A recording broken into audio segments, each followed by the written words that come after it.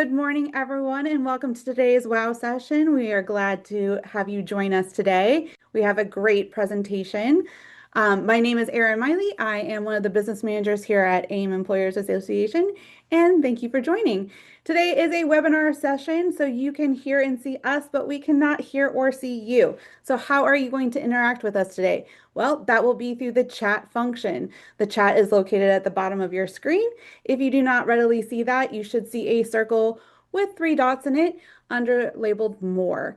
Pop that up. You should see the chat option there. I'm going to say a quick hello in the chat so you can get started.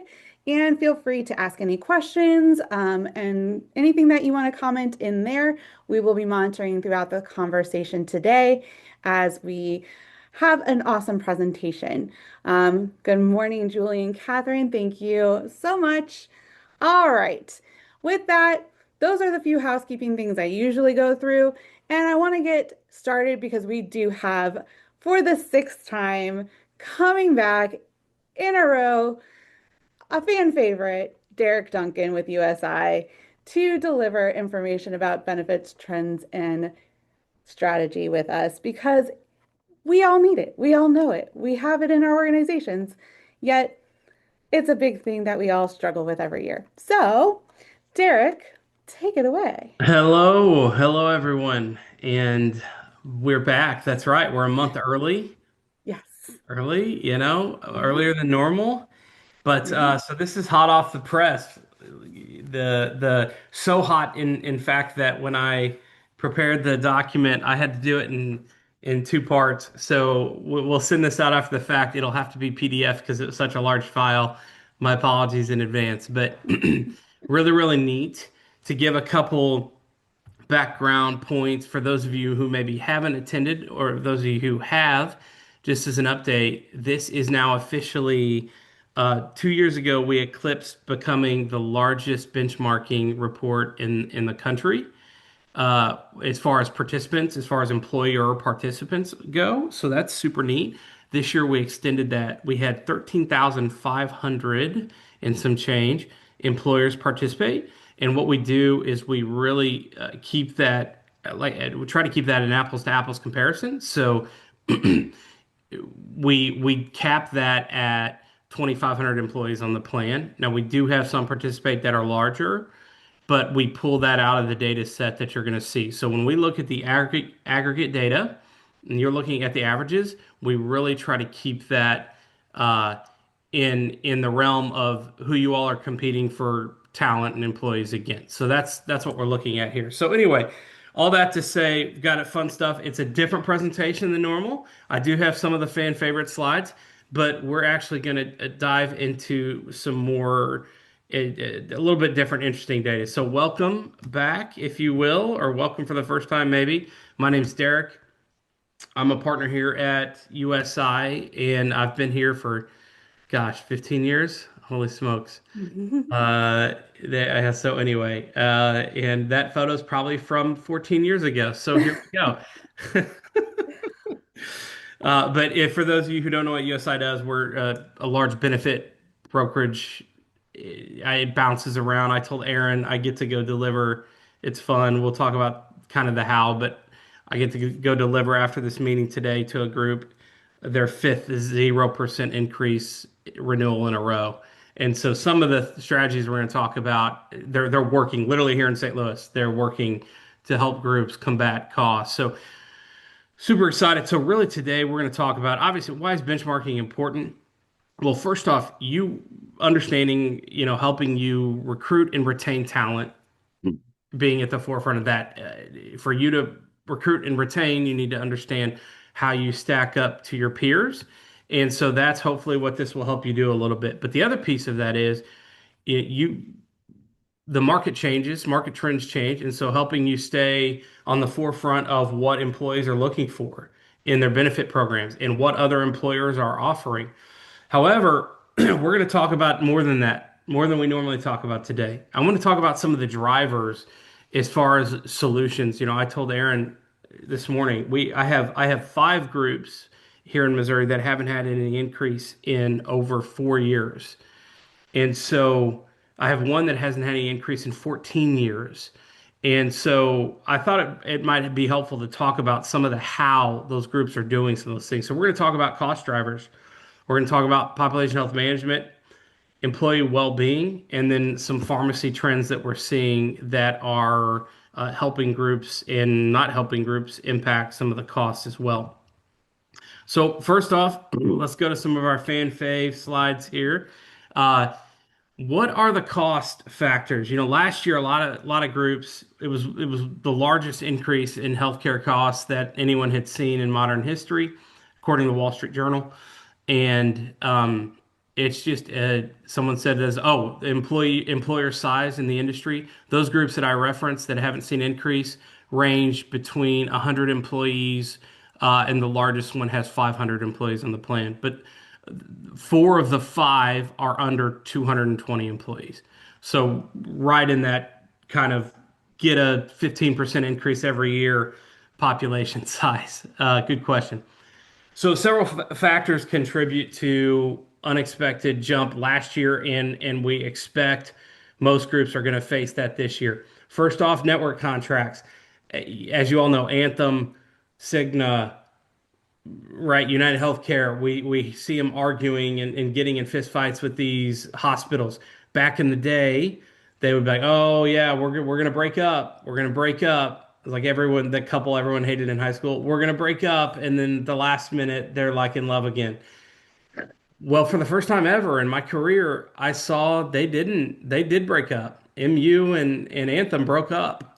And it literally took an act of not Congress, but well, I guess maybe state Congress to get them back together. So we're seeing that happen more and more. And it's unfortunately it's driving costs up because everyone wants more money for these products. Secondly, behavioral health. This product has gone up significantly. Now, that's good. We're understanding mental health and the needs there better. That's fantastic. However, we have to manage that well because there's waste happening and there's some other components to be mindful of. Pharmacy, GLP-1s, everyone's favorite word, right? They're not just for weight loss. They're for diabetic control. They're for sleep apnea. They're for, gosh, if you fall down and scrape your knee, I think they'll send you a GLP-1 in the mail. So these specialty drugs have driven the cost, and I'm not saying they're not great, but they have to be managed appropriately. And then the claim, just the overall claim volume. Back in the day, when I started, it was like, well, the young people offset the old people, the young people paying premiums, and they don't use them. And then when they're old, then the new young people help offset the cost of them. That was kind of the general concept of insurance, I guess, if you will. That has changed. And now you have 30-year-olds on Humira that is a drug that costs $6,000 a month. And it's a wonderful drug, and we want those people getting their treatments and their drugs. But it's just changed the dynamic of how we do benefits. And so you need to be able to pivot along with that, or it will pivot on you. And so that's what we're going to talk about today. But before we get there, I'm just curious, throw in the chat here. Here comes my favorite slide, total premiums. All right. So I want everyone to throw in, what do you think the average total premiums are for an HSA plan, employee only, total monthly, not just the employer's piece, total monthly? What are the average total premiums for an HSA plan, and what are the average total premiums for a PPO? I'm not Do, even do, guessing this year because I do, always get it wrong. do, do, do, do, do, do, do, do, do, do, do, do. Ooh, 750? Gifty, 750. That's a really good guess. 650? Do 750, 1400 for a PPO. Ooh, Ashley. Ashley, I know you, Ashley. Yes. Actually, that's too much. We got to talk. That's too much. Very good. HSA 800. Good guesses. All good. Yes. 900 on the PPO. Okay. Okay. Very good. 1,000 on the PPO. Renee, great guess. Yeah. You're all dancing all around it. Great guesses. Let me just take us out of our misery and jump over. So, 2026 results. Here we are. Now, what I did is I did manufacturing as the industry. Normally I do the region, but we just did our big meeting last week, and I'm guessing some of you were probably on it. and they use the central region data. So I thought I'd do something a little differently, and we had like 3,000 or 4,000 manufacturers participate. So it's a really good sample set of data. So anyway, but on the right here, it represents the national trends. Okay, so on the right, what you're looking at, this is a quality high deductible health plan, first tier, a traditional plan, and then a regional performance plan. And I'll explain what those are. So on the national side, you all were right on. Well done. It's almost like you do HR for a living. Well done, all of you. The average HSA we saw this year on the national plan was $743 a month in total cost.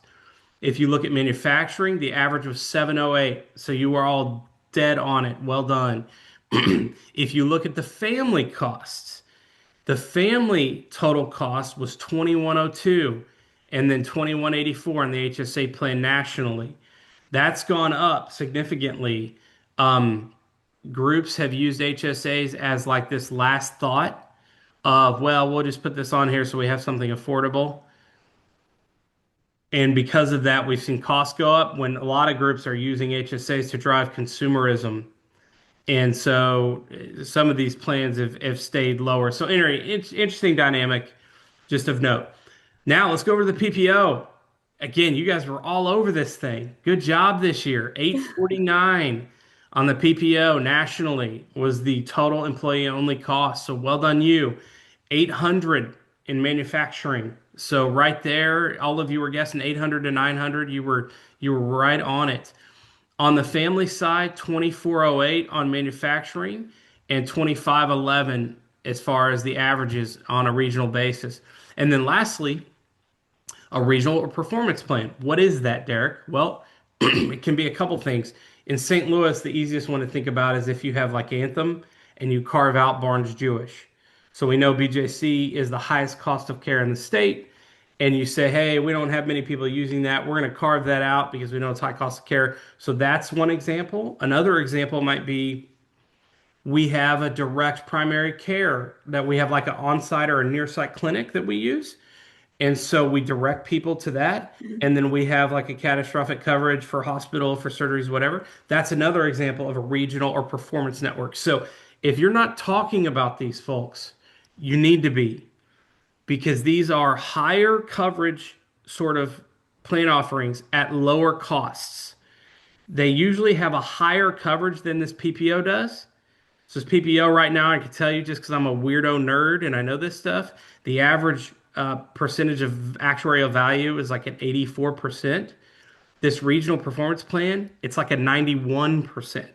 And you can tell it's $70 a month cheaper, basically on both plans.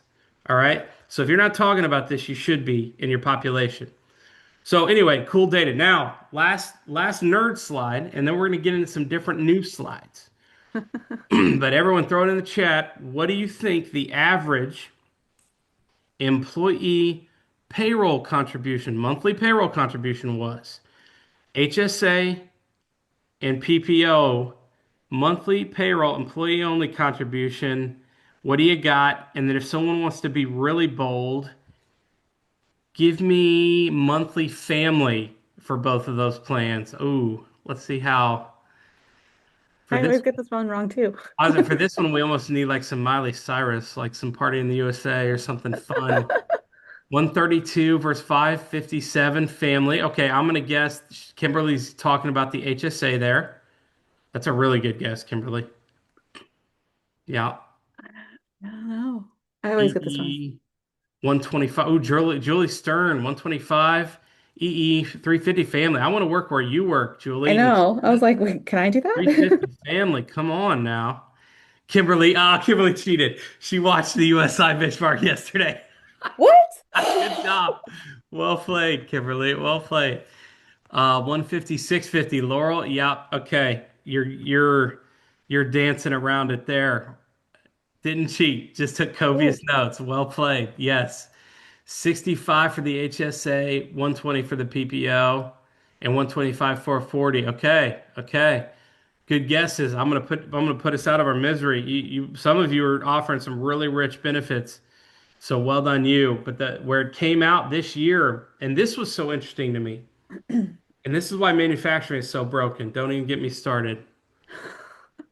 But on the HSA side, the national employee only total premiums a month were 114, which were actually lower than the manufacturing average.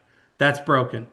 This screams to me that manufacturing is only using it as a mechanism for the lowest cost plan, and they're not actually helping their people use it as a consumerism vehicle and a savings vehicle. So again, I look at this data all the time, so I'm a nerd, but I digress. On the family side, again, this is proves they're getting double whammied on the manufacturing side because the total family is significantly lower at 532 versus national average of the family high deductible HSA costs you 604. So a lot of you were right on it. My girl Ashley, they're offering a really rich family plan compared to the national trends there, as were a couple others. So well done, Ashley and team. But so moving over to the PPO, 182 manufacturing was the exact same as the traditional national PPO. But here's another interesting, right? And this again screams to why manufacturing is broken and they get these increases so often, in my opinion. Their traditional cost was $110 less a month. So they just got things backwards, in my opinion. So anyway, I could argue that all day. Maybe there's some manufacturers on here that are either like, yeah, he's right, or no, he's wrong, he's stupid. I don't know. But anyway, really interesting data. And then last but not least, again, y'all, this was an interesting twist. This is the first year I've ever seen this. The regional performance plan was higher on the manufacturing side, total cost, but the employee monthly premiums were still overall lower. But when you go over to the national, again, we have a richer regional plan. We have a richer actuarial value for less cost, both in the total cost and on the employee side. So really fun data. Now let's talk about why though. Let's talk about the rising costs and why we're seeing these things go up, up, up, up, up. I'm sure many of you started in HR when you had $0 plans. You had $0 deductibles, probably $0 PPOs. I mean, like healthcare was free, but healthcare was literally probably 25% of the total cost it is now. So let's talk about the why. Well, we got some good news, bad news kind of scenarios going on there. First off, for the first time in quite some time, obesity is actually on the decline. So it's going down. The average, we're down to a third. USA, USA. Please. I saw a great comedy sketch, and he was talking about all the folks visiting for the World Cup and all the Europeans who always talk about how fat we are as a people. And he's like, "Oh yeah, yeah. Look who's now traveling and taking ranch home with them." Yeah, like that is the ultimate "I'm fat" move. You're I traveling mean, with ranch, okay? Yeah, you came over here, you saw how good it is, and now you're a hypocrite. So I thought it was really good. we're gonna take them down with us. We're That's gonna take them right. down with us. Join, yeah, until there's a ranch crisis, and then we're all in trouble. We can't have that happen. Don't So take our ranch from us. Don't take our that's ranch. right. That's right. But that 37% runs our total health system 173 billion annually. Unfortunately, what happens is obviously you get what's called a comorbidity, which means you have multiple other diseases or issues linked to that condition. Namely, in America, the three most common that we see is heart disease, cancer. This one breaks my heart, and I'm gonna lecture. I'm gonna preach to the choir today, but I'm going to preach to the choir to give you the appropriate scripture to take back to your congregation to do that. I know everyone's going to buy into what I'm saying that's on this call, but to try to arm you all with some information to help your people understand that, guys, we're really good at treating cancer now, but we can't treat and you can't treat what you don't know about. And so early detection is key. And so anyway, we'll talk more about that. But cancer being the second one, and then last, type 2 diabetes. I can't say that word right. I always see Wilford Brimley, diabetes. I cannot physically say that word correctly. It's okay. Um, but anyway, healthcare spending in the US, we expect it to go up by 5.7%, which is actually less than last year. So it is coming back down. But there's so much more we can do, y'all. 30% of healthcare is waste. We're going to talk about how we can not waste it in your groups at least. So it's expected to reach nearly 9 trillion by 2033. Come on, let's do something. Let's get in here. Let's do something better. What's the number one way to combat this? Primary care. Primary care is not only the number one way, it's the most effective way. Back to the groups. I have 5 groups here in Missouri that haven't had any increase in at least 4 years. If you ask me what's the most important thing, there's like a whole litany of things they're doing. There's a playbook, but the foundation upon which we built that house is primary care. So, the other piece of that is there are less primary care physicians coming out of med school than ever before. Everyone wants to be a specialty surgeon. I don't blame them. If I graduated with $1 trillion of medical school debt, I'd want to drive a Lamborghini and be a brain surgeon too. God did not give me that skill set, and God did not want me operating on your brains. Well played, God. Uh, but I say all that to say there's a shrinking pool. We have a problem of brewing. There's a shrinking pool of general practitioners. Now that the baby boomers have moved into the retirement phase, you have the millennial age and what have you getting older, and we're starting to see a need arise again, a demand for healthcare again, and we have less doctors to treat that demand. Okay, so forcing your people to get engaged in primary care health is a good thing, I promise you, and will help them down the road. The other thing is when they get sick right now, I'll say in the room, I'll go, hey, raise your hand if you have a primary care physician. And then some guy that looks like me will raise his hand. And I'll go, If he gave you your annual physical for high school football, he's dead, man. That guy's not practicing medicine anymore. You don't have a PCP, okay? That guy doesn't count. And he'll kind of giggle, and I go, seriously, have you seen the doctor since that? And they'll go, no. And I go, okay, you are me, and me and you, we're the problem. Let's fix this thing. Let's work this out. So, but if they don't have a PCP, where do they go? Urgent care. If you're being nice and we're pretending they're super smart people, but most of us are lazy, so most of us are going to the ER. Mm. And so it's $1,500 just for walking in the door, and it may be for little Johnny having a cold. That happens all the time.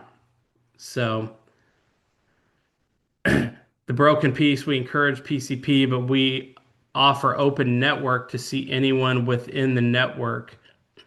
Gina said Wikipedia. Well played, Gina. Wikipedia. Oh no. No, no. Or Yeah, chat, worse, ChatGPT. ChatGPT. Yeah, yeah. Tamara, yes, we talk. Give me more there. I want to hear more about that.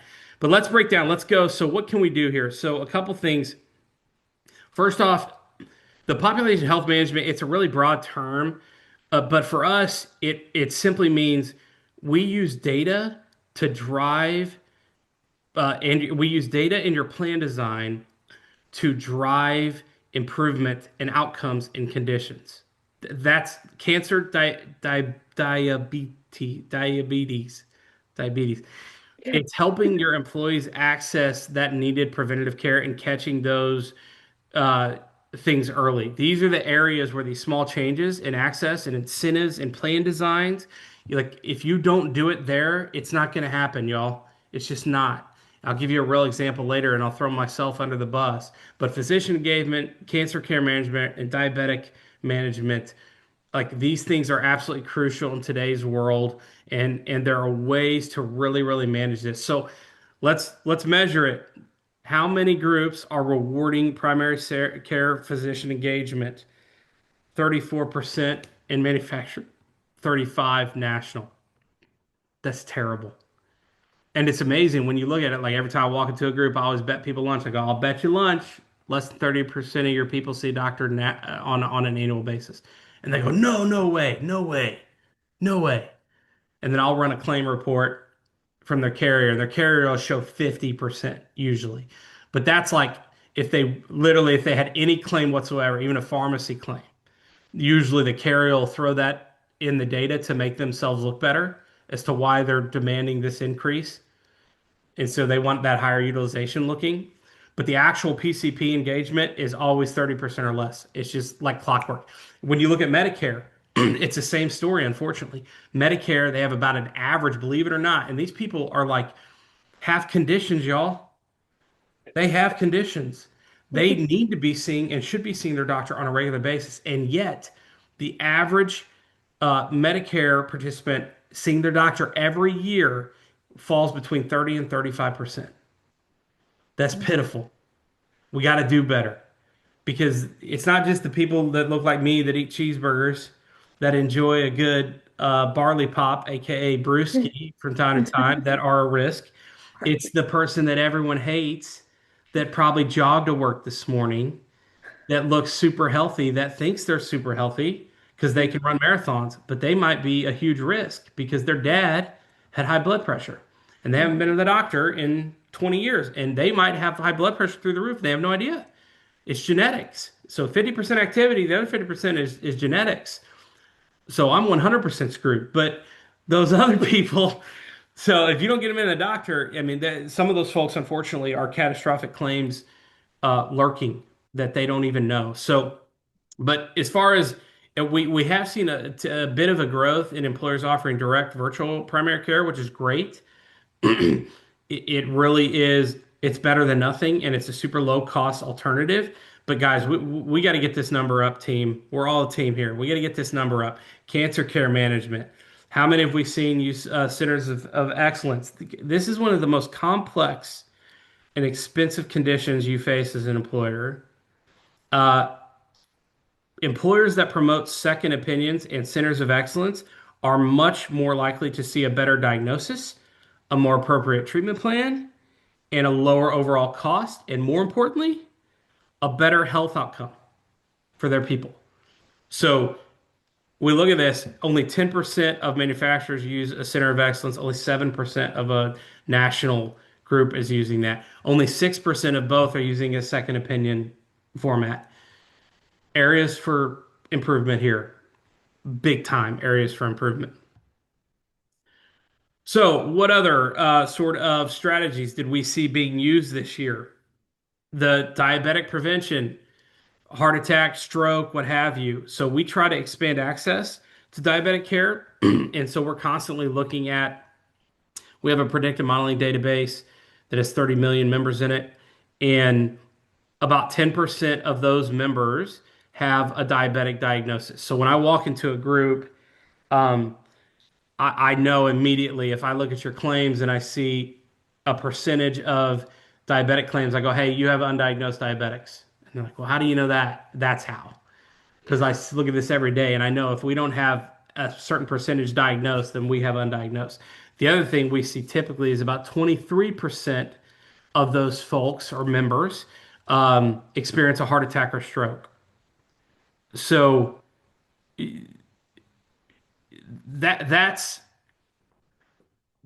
a big component of your population, right? That's almost a fourth. And this is something that so managing diabetic conditions, there we go, isn't just about diabetic conditions. It's also about other large events that you can have comorbidities on. So offering some sort of personalized care is something super important that we press with groups and teach them how to do moving forward. So I don't see any questions popping up. I'm trying to kind of watch the chat here as we go. So, one thing that often gets overlooked is how the employee health impacts the other areas of their life, like workers' comp or your component of workers' comp. Employees with pre-existing conditions have higher work comp costs. They have more doctor visits, generally more complex claims. And so we try to go even further looking at the impacts of absenteeism and productivity. So when we talk about when you invest in your health, we're impacting more than just the medical plan, even though that's where we are focused. I say when they go, well, we got to work comp, and I go, that's the other guy's problem. Um, I've got a bigger fish to fry over here, but it really is. That's something we try to look at. So looking at comparable health plans, physician costs were 60% higher for acute work comp claims. they had 43% more physician visits, and chronic work comp claims had significantly higher physician costs at 135% with way more visits. This is a new slide, and I just think it is the bee's knees. It's so cool. Maybe not is I'm such a weirdo. Maybe I'm like the funeral director that's like, oh, this casket's so cool. I don't know. But anyway, health risk by industry. This is new. I just think this is so interesting to see traits. Construction, for example, makes total sense. Cardiovascular, musculoskeletal, and cancer. A lot of times you get the young guy Mhm. who's so those all those things kind of make sense, and usually they're not paying attention to what's going on, not seeing the doctor, young invincible type thing. The education thing, this one broke my heart. This one broke my heart as far as the cancer component, because come on. And then you go down to the next tier, healthcare. They know about cancer. They know about cancer. They know if you catch breast cancer, which is the most common cancer in America, stage one, you have a 100% 5-year survival now. 100%. Mhm. But if you don't catch it till stage four, it's 22%. Like healthcare, they know that. So they're getting, and they also know the risk of heart attack and stroke, right? So they're getting the cardio checkups and the cancer checkups, but they're not managing their mental health and their diabetic issues. They're slamming Mountain Dews or Red Bulls or whatever it is, those they have to drink to do those crazy shifts they're working. Mhm. I find that so interesting. I think that's so interesting. Ginger said the public entity nonprofit is right on with behavioral health. Yeah. Yeah, no, I can attest to the nonprofit one. Yeah. Yep. Yeah. Yep. Y'all are stressed. Y'all are thinking about every every penny, every year, every budget. What's it mean? What's it do? Absolutely. I thought that was so interesting. And then I think we just need to pray for transportation, y'all. They got a they're happy.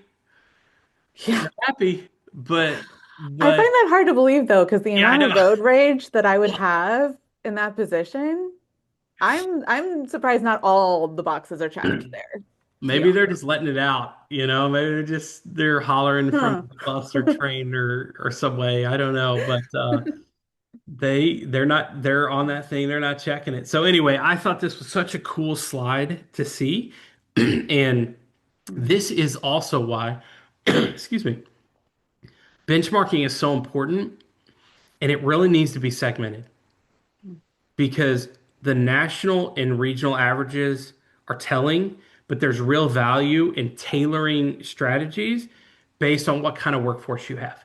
You have different needs in your workforce, everyone, even NPO nonprofit to nonprofit. If you take a college and a group like AIM, there are very different needs in those two sorts of nonprofit organizations, right? And so what works in healthcare won't always be the same uh, as manufacturing or whatever. So that's why another reason I love our benchmarking, obviously. And again, it's free for AIM members. And we're so early this year. I should mention that if you want to participate and you didn't, some of you did.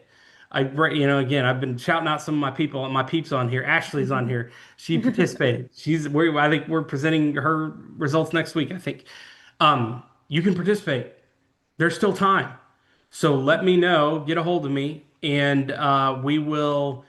Yeah, it's free. It's free for AIM members. So you'll get a really detailed 50 plus page report that has your data and shows you your data versus the industry segments that you want to look at for, what's important to you, who you're competing for employees against. So we will help you specialize and segment out basically what it's talking about. So let's kind of fly through.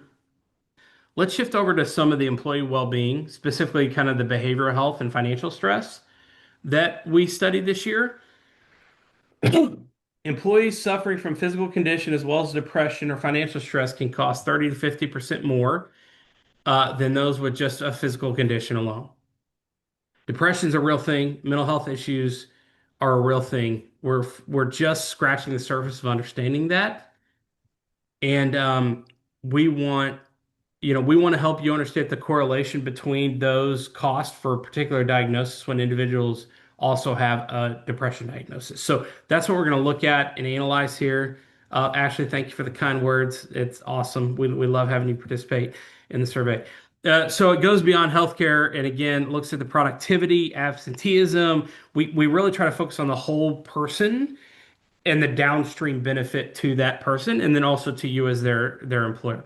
So this is again using that predictive modeling program I talked about earlier, but we studied of those 30 million members the impact of major depression diagnoses. And we did that. It looks at what happens when depression is layered onto other conditions. And you can just see it's a pretty simple slide here. Cost increases significantly across all categories when depression is present. So the takeaway is that early identification and treatment isn't just good for employees, it could potentially help manage the costs associated with those other conditions as well. So, golly, that last one, just $14,400 difference for literally the same sort of hemophilia, cord injuries, all that stuff. It just absolutely blows my mind in what's going on, unfortunately. So, anywho, all right, on to behavioral health. Let's look a little bit. So, just a couple interesting things. Employers, when they have access to both physical and mental health resources, they're more likely to be productive. We're seeing that show up in the data now. Healthier people are more focused, more present, and more likely to stick around for longer at work. So, most successful employers are making these programs easy to access and they try to integrate them with your medical when possible. So, we're looking at just how many groups offered behavioral health, 24, 27 solutions, lifestyle or behavioral health modification resources, and then financial wellness. A lot of you are doing this probably through like your 401k or your 340B sort of resource stuff. So keep doing that. But as, again, half, only half of us do this. And I get it because you're like, Derek, I host them and no one shows up. I get it. People are dumb. I know. We're dumb. I get it. But we got to keep doing it. Doesn't mean we stop doing the right stuff. So lastly, let's look at the last big piece. Let's move on to pharmacy. Ugh, This, do we yes, exactly. do we have to? Oh, right. Um, oh man, this will probably be my last 15 years of my career is fighting the drug companies. And I'm not talking about the guy, the drug dealer on the street corner. I'm talking about the much sleazier one in the $2,000 suit on TV who Hmm. pays Phil Mickelson crazy amounts of money to go hawk drugs by name. I mean, this is the first time in history people are walking in their doctor's office asking for drugs by name. My personal opinion is we should outlaw it just like we did smoking commercials. I think we should outlaw medication commercials the way they're structured now. That's when I am president, I guess. But Are you so running anytime soon? yeah, I don't maybe write in vote 2028 or is that next one? I don't know. Anyway, pharmacy is one of the largest drivers. Obviously, I know you all get this. Over 805.9 billion. Pharmacy grew by 11.5% in 24 compared to only 722 billion in 23. This is going to continue to go because there are gene therapy drugs. There are all these drugs, y'all, that are coming out. And I'm not saying these aren't great drugs. There are some wonderful drugs hitting the market, but I mean there are drugs that are coming out that are $3 million a pill. Okay, and this is insanity. So you have to build in provisions to protect yourself as an employer, and the other piece of it is if you build in some of these provisions that they don't preclude your person, or I'm sorry, exclude your person from being able to get these medications. As a matter of fact, in some cases, they will help them be able to apply for a manufacturer assistance program by you making some exclusions on your formularies. So Kimberly, Kimberly said, "Oh my gosh, what pill is $3 million?" There are gene therapy drugs. There was one. I'll use a real one. There's one a year ago. The $3 million one I'm referencing is in the pipeline to be approved from the FDA. There was a $2 million drug that was set to cure blindness in children. And it was a wonderful pill, right? Obviously, but it had a 50% hit rate as to whether or not it would work. So everyone was super excited. Obviously, your kid facing blind, like you're going to do everything. You're going to move heaven and earth to try to get that pill and even the shot. And so, but unfortunately, what's happened is we thought they claimed it as a fix. It was a fix for pediatric blindness, and the pill worked for 3 years, and then the kids started losing sight again. And so it's not a fix.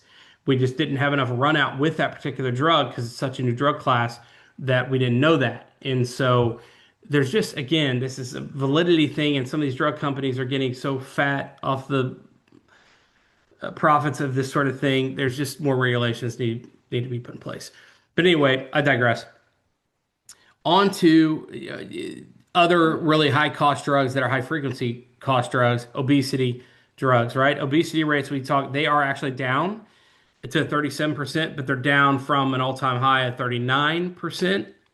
If we go back to when they were just putting actual cocaine in our Coca-Cola, we're way up on drugs, so or on obesity rather.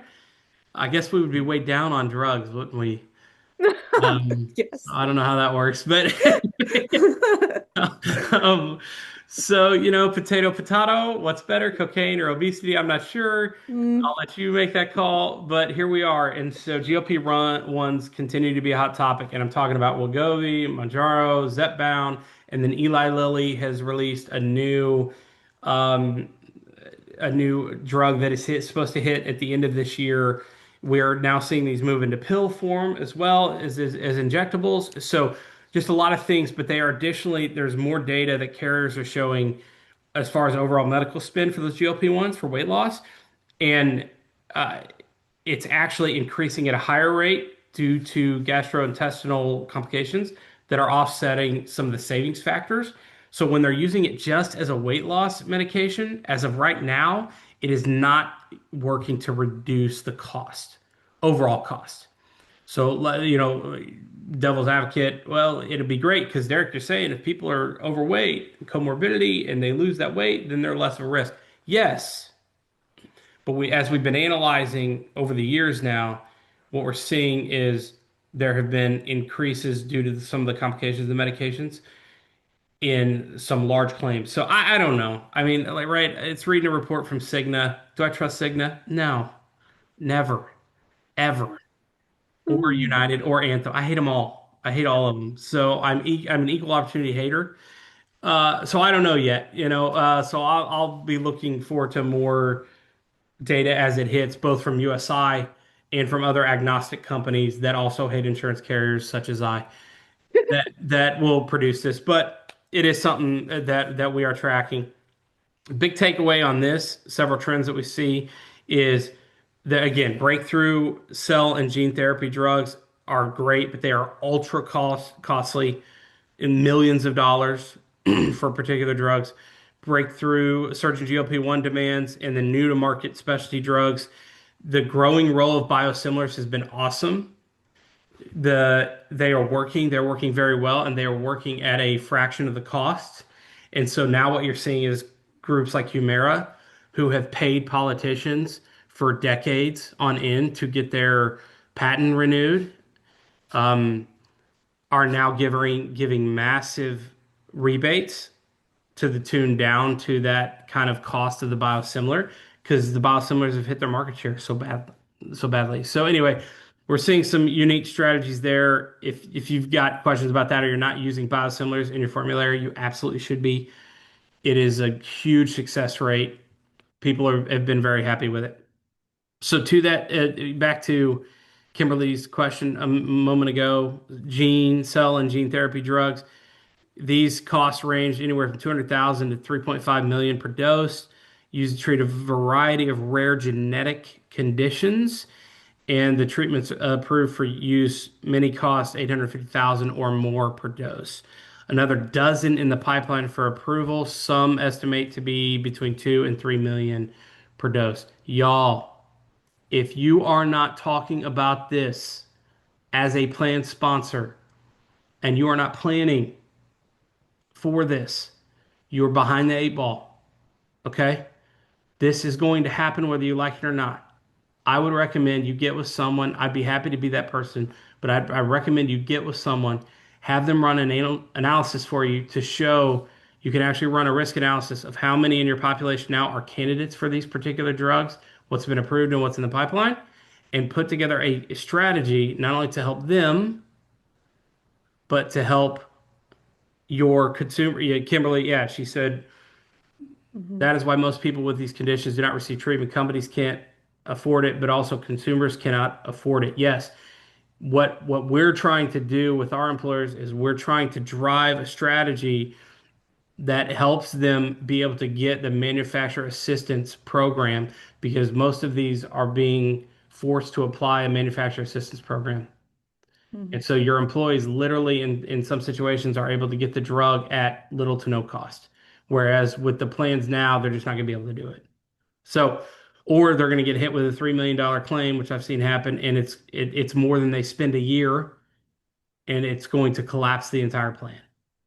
So be on the forefront of that. You could tailor those medicines to fit better. So what's the exposure? Again, to just kind of cover this, for disease and diagnosis groups that have the potential to be treated with one or the new emerging gene therapies, you can look at that risk or exposure, like I talked about, and then the gene therapy is not necessarily the first line of treatment either when it comes to some of these conditions. So it can help you understand the risk. The first one here is related to heart disease. You see a large 61% exposure. That's why, because it's related to heart disease. But here's some of the pipeline stuff that you need to be thinking around as far as what some of the exposure can be. Okay. Same thing with cellular therapy. I'm not going to go in depth here, but here's some of the coming medicines, the cost and the exposure rate. Then the big one there is the non-Hodgkin's lymphoma there. And that'll probably get run through the medical plan. So now your $300,000 cancer claim just became $775,000. So Mhm. how do we migrate some of these?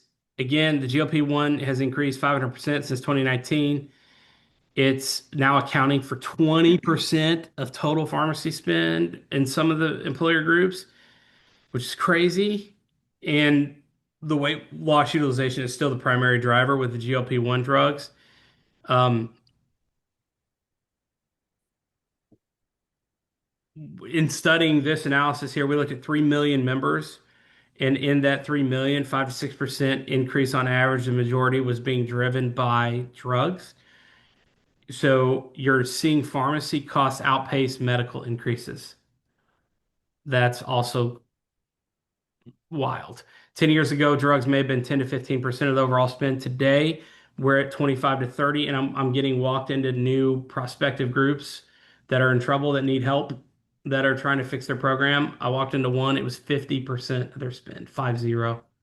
50% was drugs. So, but there are things, don't feel hopeless. There are a lot of things that can be done. Um, and even if you're not covering for weight loss, members can go find coverage on their own. There's really affordable ways now for them to get that, especially in pill form. And so there are just a whole litany of options people have available to them. On the biosimilars, again, not to beat the drum here, but on the biosimilars, there are really great options on Humira is the best one. We didn't know if people were going to complain, oh, this isn't the same, the treatment isn't the same. I need this drug because of X.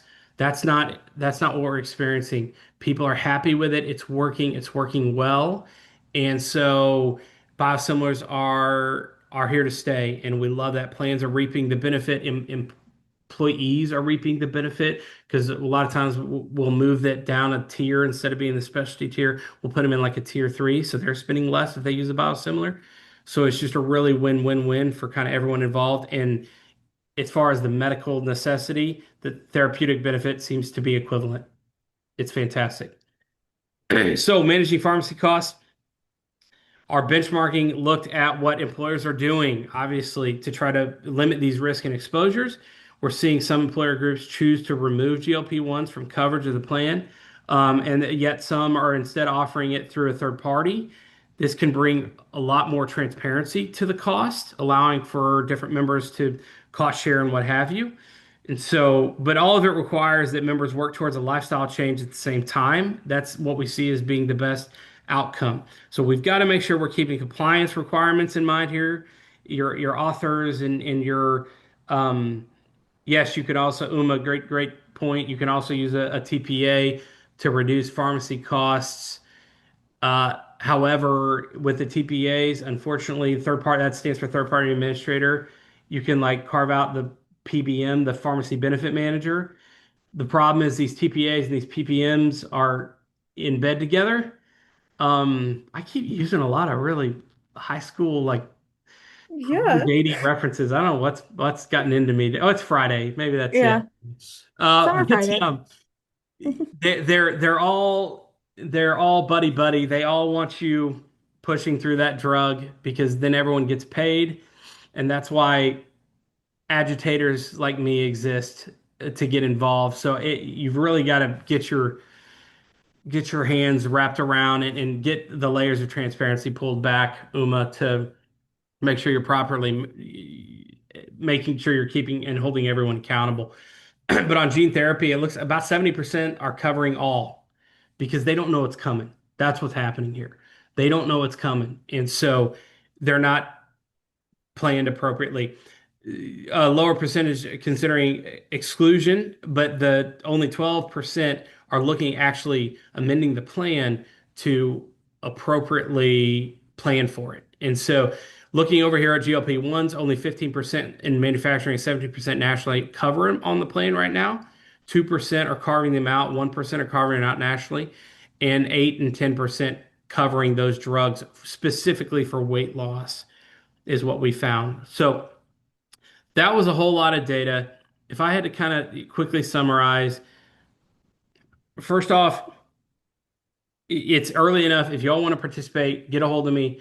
I can help you participate in the benchmarking. We'd love to have you join us in the data. Again, free for AIM members. But how to utilize this effectively? First off, you're going to get a 52-page report that's specific to you.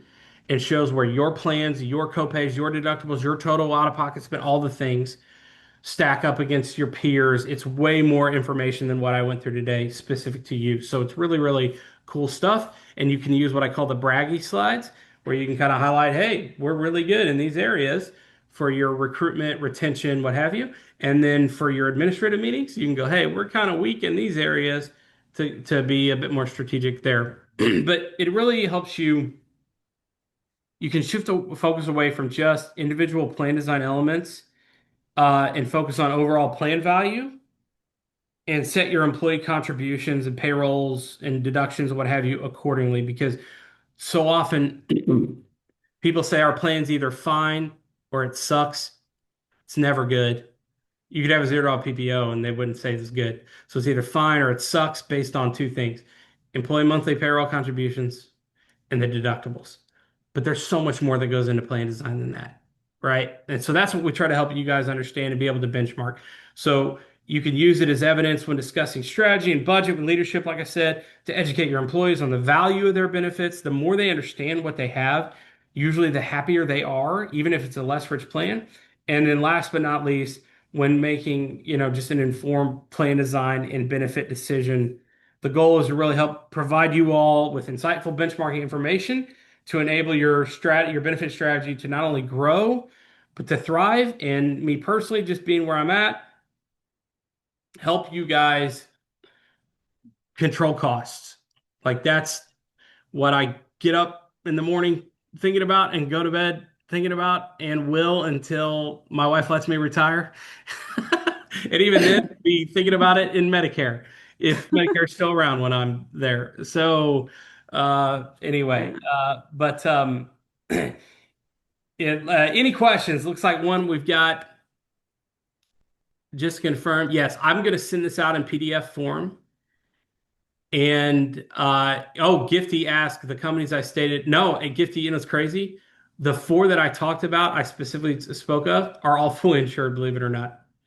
One of them is on a level funded plan that haven't had any increase. I'm trying to get them all to go self funded, but they're scaredy cats. because they're, 100, most of them are 100 to 160 employees on the plant. So they're of a size that they're kind of worried about that. But that's what I'm saying. Then I have large self-funded groups that haven't had an increase. I have one in Northwest Missouri that's got almost 1,000 that they've not had any increase in 5 years. Mhm. But we see it all over the board. When you run the playbook, kind of what we talked about of early detection and what have you, it doesn't matter how big you are. It doesn't matter if you're self-funded or fully insured. Like there are low-hanging fruit areas of opportunity that you can really impact in a positive way that it's working. And the groups that aren't are getting 15s, 20s. Last year, I saw a couple groups get 30% increases. It's just insane. It's Mhm. crazy. It's crazy, crazy, crazy. So, but we'll send this out in PDF. Aaron is going to send my Yeah. contact information out. I love coming here. I love being with peers that get it. And I love fighting in this, William Wallace-esque hold the line, Braveheart kind of battle that we fight every day dealing with crazy people. Yeah. And I just appreciate what you all do professionally, and I know the kind of challenges you go through. So if we can assist you in that, please let us know. If you have one-off questions, happy to answer those. I love nerding out on this stuff. And I thank you again so much for having me back. Yeah, And we look forward to talking more. absolutely. Absolutely. So thank you so much, Derek. This was a great presentation. As he mentioned, we will be sending out not only his PDF version, I have recorded this, so you'll get a recording so you can re reference all of his little comments and notes to compile against. I will also send his contact information. So if you want to participate, like he mentioned, reach out to him so you can also participate and get that wonderful information he was talking about. We're also going to be at the SHRM conferences. So if you're in Missouri, going to Mo SHRM, Indy SHRM, Florida SHRM, Central Illinois, we're going to hit up all the SHRMs, and USI will also be there. So make sure to check them out or hit up AIM tables as well. And we'd love to connect with you if you're going to the SHRM conferences. And until next time, thank you so much, Derek, for the sixth time in a row. We'll see you next year. Hey, John Um, Elway, 7. Let's do it. Come We'll on. do number seven next year. Same time, same place, same bat channel. And until next month, everyone, have a great time. We'll see you again soon. Thanks Thank all. you. Bye.